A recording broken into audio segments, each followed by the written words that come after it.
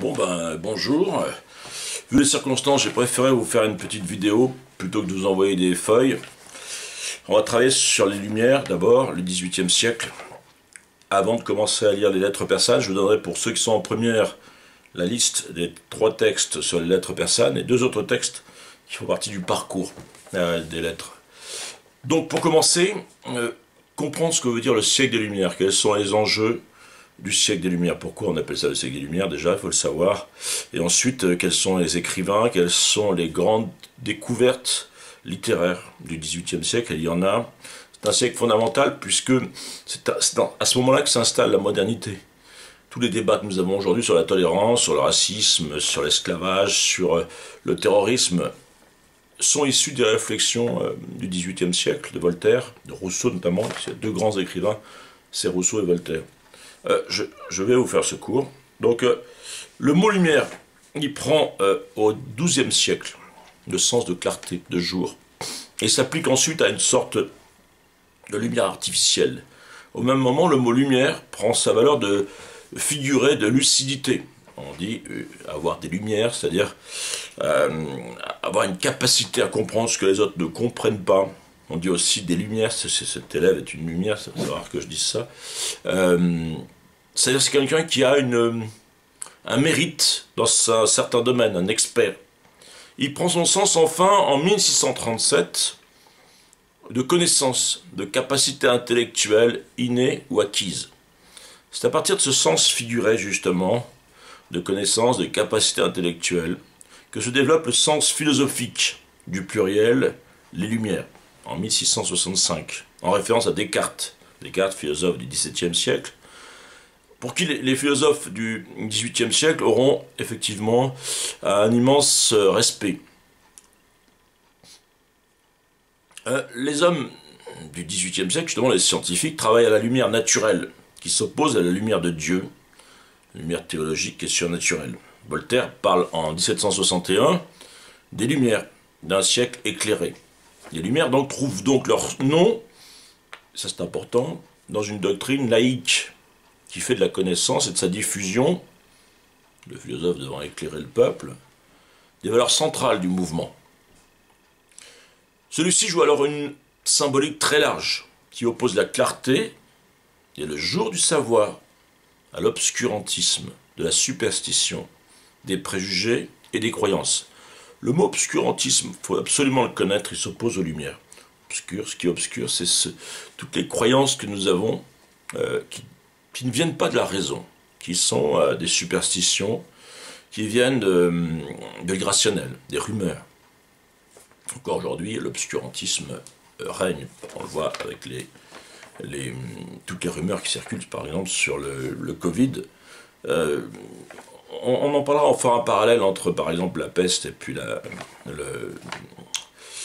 le Covid. C'est intéressant de voir que déjà, au XVIIIe siècle, on se méfiait de toutes ces rumeurs qui pouvaient épouser l'esprit du peuple. Le mot lumière n'est pas propre à la France.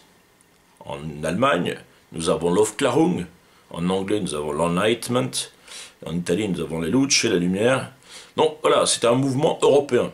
Et surtout, il vient surtout de l'Angleterre, des philosophes anglais qui ont lancé des débats que Voltaire, que Rousseau vont reprendre. La grande innovation de ces Lumières, c'est avant tout l'encyclopédie. L'encyclopédie, c'est un immense ouvrage, plusieurs ouvrages qui vont essayer de faire la somme des connaissances que le monde entier à cette époque-là peut avoir. C'est une époque où un homme peut encore essayer de résumer, d'avoir en lui tout le savoir mondial, ce qui aujourd'hui est impossible. Le savoir, ce mot est important, la connaissance, ce sont des mots qui se trouvent au centre des préoccupations des Lumières, comme en témoigne donc ce projet de l'encyclopédie. C'est une immense entreprise éditoriale qui va de 1747 à 1772 et qui a pour ambition effectivement de faire la somme de toutes les connaissances de l'époque, de la philosophie aux sciences naturelles, de la musique aux techniques. L'encyclopédie compte 17 volumes. d'articles, 11 volumes de planches d'illustration, 200 collaborateurs qui contribuent au projet, parmi lesquels les plus grands esprits des Lumières, Voltaire, Rousseau, Montesquieu, d'Alembert, Diderot. Voilà, hein, pour retenir les plus grands, certains sont complètement anonymes, on ne les connaît pas, mais ils ont beaucoup travaillé à cette construction. L'encyclopédie va contribuer efficacement à la diffusion du savoir. Pour la première fois, on a ce qui est l'ancêtre un petit peu de encyclopédie, de l'Encyclopédia Universalis, que vous pouvez trouver sur Internet aujourd'hui.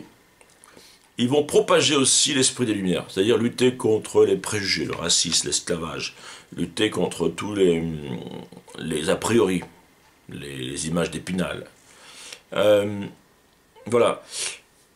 Et aussi, cette encyclopédie, elle va avoir 4000 souscripteurs, 4000 personnes seulement, qui vont contribuer à faire vivre cette entreprise. Parce qu'il faut être très riche. Le problème, c'est que logiquement, l'encyclopédie est dirigée vers des hommes qui n'ont pas d'argent, qui n'ont pas de savoir, mais c'est impossible à ces hommes d'acheter des livres, d'autant plus que les 3/4 du peuple ne sait pas lire. De même, à cette époque-là, en même temps que l'encyclopédie, va se développer une immense réflexion sur l'éducation. La place centrale de l'éducation, pour la première fois vraiment, on commence à se poser des questions, comment favoriser l'acquis de l'élève, de l'enfant, et réfléchir sur l'enfance. Il s'agit de faire progresser l'humanité en donnant aux enfants, dès leur plus jeune âge, les fondements d'un savoir rationnel sur le monde. Avant, l'enfant était considéré comme une sorte de sous-être, hein, s'il parlait, on n'écoutait pas, on se moquait complètement de la place qu'il pouvait avoir dans la société.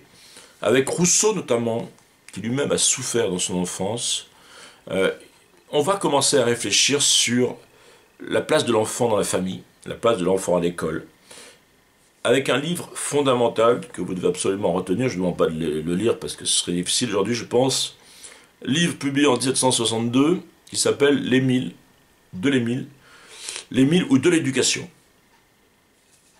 C'est un essai où on essaie de réfléchir sur la façon d'enseigner. Et nous avons aussi un écrivain, qui est aussi un homme politique, qui s'appelle Condorcet, qui en 1792, sous la Révolution, propose un mémoire sur l'instruction publique, un livre pour expliquer comment on peut développer des connaissances appropriées à l'enfant. Donc, retenez encore ceci pour conclure aujourd'hui. Le philosophe est une figure centrale. Aujourd'hui, vous avez vu le philosophe, on ne sait même pas qui il est. Vous êtes incapable de me citer un philosophe vivant. À cette époque-là, le philosophe, c'est le pivot central de la société. C'est celui sur lequel on peut compter pour redéfinir une société qui est en malaise, qui est en reconstruction après la Révolution, et même avant, parce qu'on sent qu'il y a un besoin de réflexion.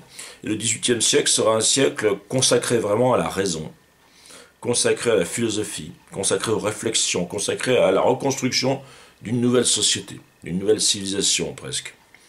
Le philosophe, on l'avait vu, philosophe, ça veut dire hein, l'ami de la sagesse, celui qui recherche une sagesse en dehors des religions. Donc le philosophe, la plupart du temps, est plutôt laïque. On a des philosophes chrétiens aujourd'hui, mais les philosophes, par définition, la philosophie est presque une religion vouée à la raison. Et bien sûr, il y a des questions métaphysiques, mais c'est tout autre chose. La métaphysique n'est pas la religion. Le philosophe, c'est quelqu'un qui va être l'ennemi des préjugés et des superstitions. Il éclaire l'opinion.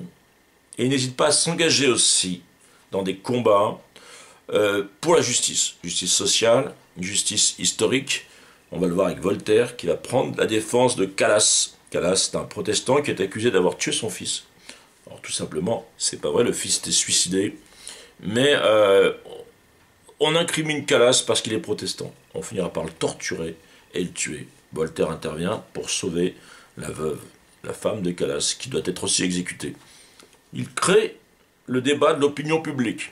Il amène l'opinion à se révolter contre le roi, et pour la première fois, il réussit. Donc c'est un exemple qui sera suivi de l'intellectuel qui descend dans la rue pour défendre la veuve et l'opprimé, si j'ose dire.